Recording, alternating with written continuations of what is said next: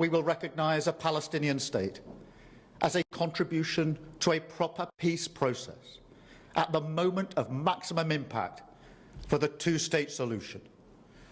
With that solution now under threat, this is the moment to act.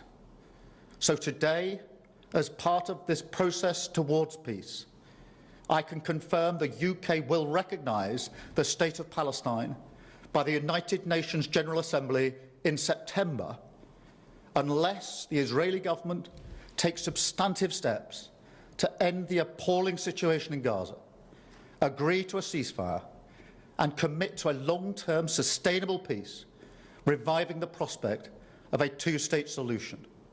And this includes allowing the UN to restart the supply of aid and making clear that there will be no annexations in the West Bank.